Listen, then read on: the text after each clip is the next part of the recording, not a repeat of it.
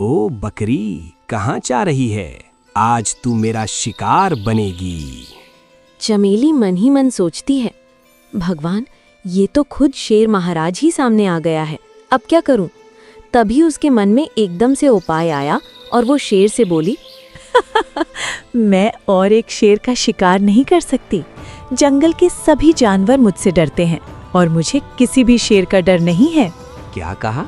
तुझे मुझसे डर नहीं लगता? तेरा दिमाग तो नहीं फिर गया? जंगल मुझसे डरता है तो मैं तुमसे क्यों डरूं? बकरी की बात सुनकर शेर के होश उड़ गए। सुंदरवन नाम का एक बहुत बड़ा जंगल था। वो जंगल इतना घना था कि सूरज की किरणें भी पेड़ों की मोटी शाखाओं को चीरकर बड़ी मुश्किल से नीचे पहुंच पाती थीं। सुबह होते ही पत्तों पर जमी ओस मोतियों की तरह चमक उठती और दूर कहीं से कोयल की मधुर आवाज पूरे जंगल में गूंज जाती। नदी का साफ पानी कलकल बहता हुआ मानो किसी मीठी धुन की तरह हर जीव को नए दिन का स्वागत करने बुलाता था। पेड़ों की ऊंची ऊंची चोटियां आसमान को छूती थीं और हवा में जंगली फूलों की हल्की सी महक तैरती रहती थी।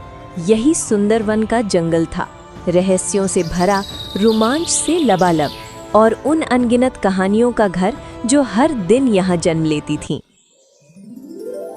उस जंगल में चमेली नाम की एक चालाक बकरी रहती थी। चमेली ने अपने रहने के लिए जंगल की गहराई में एक प्यारा सा घर बना रखा था, मिट्टी का लेकिन बहुत मजबूत।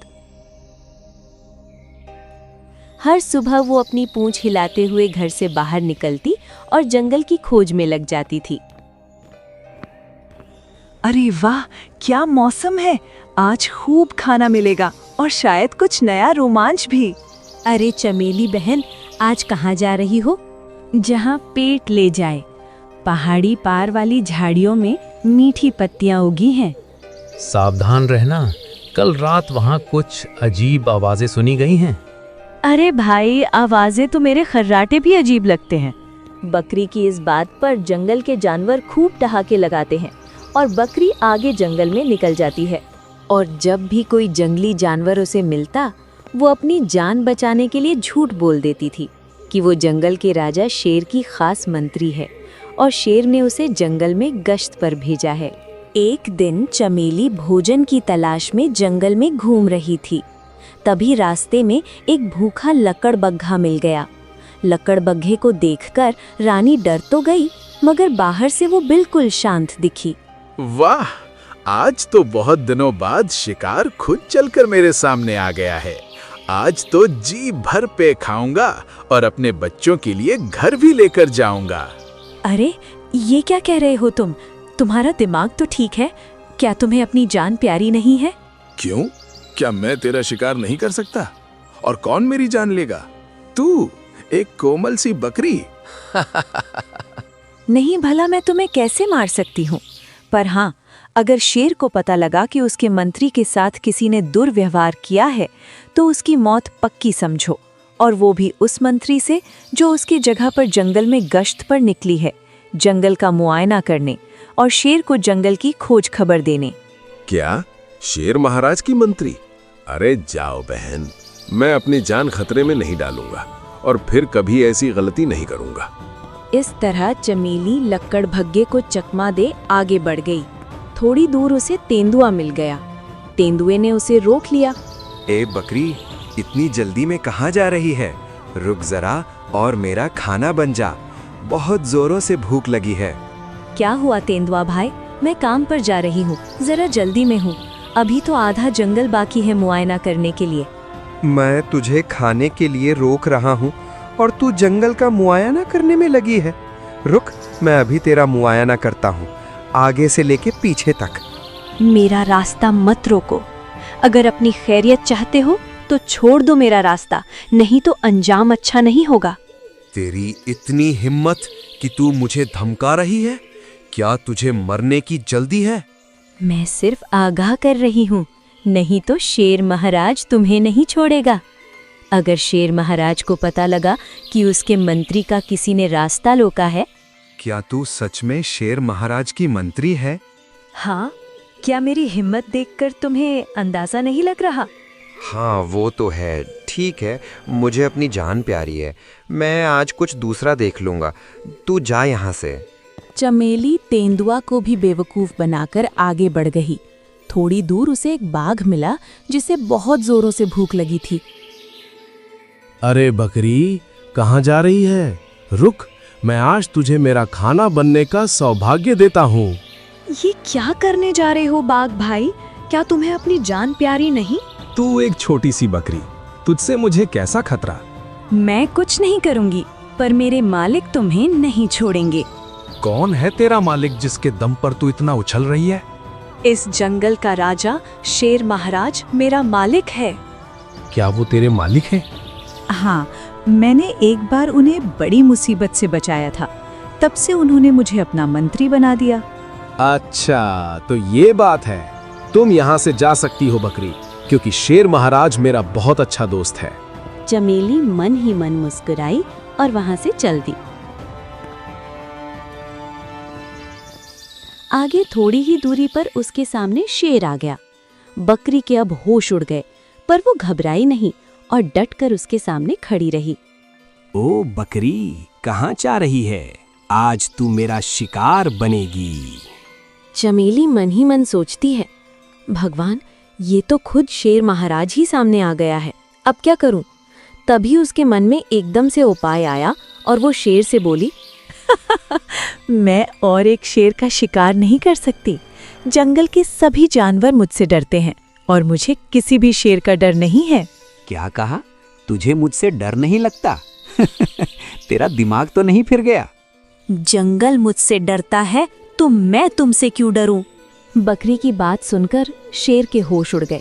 वो सोच में पड़ गया कि कहीं ये मुझसे ताकतवर तो नहीं जो इतने घमंड से बोल रही है। और वो बकरी से कहता है, तेरे पास क्या सबूत है कि जंगल के मांसाहारी जानवर तुझसे डरते हैं? अच्छा, तो चलो मेरे साथ अभी तुम्हें सबूत देती हूँ। और फिर चमेली शेर को बाघ के पास उसके गुफा में ले गई। कुछ देर बाद, बाघ भाई, अपनी गुफा के बाहर आइए, मुझे कुछ काम है। बाघ अपनी गुफा से बाहर आता है और बकरी को शेर के साथ देख डर जाता है और विचार करता है, कहीं बकरी ने मेरी शिकायत तो नहीं कर दी शेर से? और वो घबराते हुए बोला, अरे बकरी बहन, खुद मेरी गुफा पर आई हैं। मुझसे कोई गलती हुई क्या जो आपने आने का कष्ट किया? मुझे बुला लिया होता। नहीं नहीं, कोई गलती नहीं हुई। यहाँ से गुजर रही थी तो सोचा तुमसे मिलती चलूं। अच्छा, तो मैं अब चलती हूँ। बाघ और बकरी की बातें सुन शेर चौंक गया और अपने मन में विचार किया, ये क्या?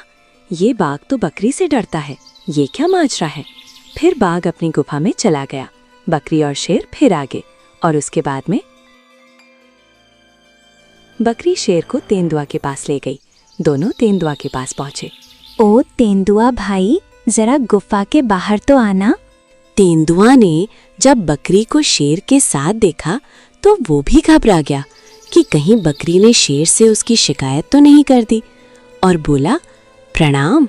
बकरी बहन, कैसे याद किया आपने? क्यों तकलीफ की? मुझे बुला लिया होता, मैं आपकी सेवा में हाजिर हो जाता। प्रणाम। आज मैं जंगल में घूमते घूमते बहुत थक गई हूँ। मेरे लिए कुछ अच्छा सा भोजन लाकर मेरी गुफा में रख देना। तुम बिल्कुल नहीं चिंता मत करो बकरी बहन, मैं अभी लेकर आता हूँ। और इतना कहकर तेंदुआ वहां से चला जाता है और बकरी शेर को लकड़भग्गे के पास ले जाती है। अब दोनों लकड़भग्गे के पास पहुंचे। लकड़भग्गा भाई, जरा गुफा के बाहर आओ। लकड़बग्घा भी शेर और बकरी को अपनी गुफा के बाहर देख डर जाता है।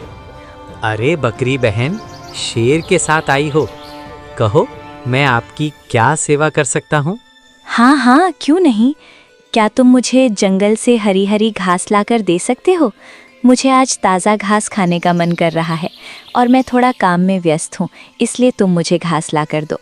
हाँ क्यों नहीं बकरी बहन, अभी लेकर आता हूँ। इतना कहकर लकड़भग्गा भी वहां से चला जाता है और शेर सभी जानवरों को बकरी से डरते देखकर शेर भी डरने लगा। अब उसकी आंखें फटी की फटी रह गई कि किस तरह ये तीनों जानवर बकरी का आदेश मान रहे हैं। वो मन में विचार करता है, जरूर इसमें कोई जादुई शक्तियां हैं, तभी इसने सभी जानवरों को अपने काबू में कर रखा है। अब मुझे भी इससे सावधानी से बात करनी पड़ेगी। और वो बकरी से बोला, बकरी बहन, मुझे लगता है आज मेरा उपवास है, और वैसे भी मेरे गुरुजी ने बकरी को खाने से मना किया था, तो मैं सोच रहा था कि क्यों ना हम दोनों दोस्ती कर लें। अगर तुम मेरी दोस्त बन गई तो जंगल में हम दोनों एक जंगल पर राज करेंगे। चमेली मन ही मन मुस्कुराया। वो जान गया कि दिमाग से बड़ा कोई हथियार नहीं। नैतिक संदेश, दुनिया ताकत से नहीं दिमाग से जीती जाती है। जो अपनी अकल का सही इस्तेमाल करता है वही सच में राजा बनता है। अगर आपको कहानी अच्छी लगी हो तो वीडियो को लाइक और चैनल को सब्सक्राइब करना। इस कहानी से हमें ये शिक्षा मिलती है कि ताकत से नहीं, बुद्धि से बड़ी बड़ी मुश्किलों को हराया जा सकता है। चमेली बकरी शारीरिक रूप से कमज़ोर थी, लेकिन उसने अपनी समझदारी, हिम्मत और चतुराई से जंगल के खतरनाक जानवरों को भी मात दे दी। उसने बिना लड़ाई के अपनी जान बचाई और सबको ये विश्वास दिला दिया कि वो शक्तिशाली है। कहानी की मुख्य सीख, अक्ल सबसे बड़ा हथियार होती है, ताकत नहीं। हिम्मत और आत्मविश्वास से डर पर काबू पाया जा सकता है। संकट में घबराने की बजाय सोच समझकर काम करना चाहिए। जो व्यक्ति अपनी बुद्धि का सही उपयोग करता है वही सच में सफल होता है। नैतिक संदेश, दुनिया में वही आगे बढ़ता है जो बुद्धि से काम लेता है, सिर्फ बल से नहीं। अगर चाहो मैं इसे एक लाइन की शिक्षा, परीक्षा में लिखने लायक उत्तर या बच्चों की भाषा में भी बना सकता हूँ।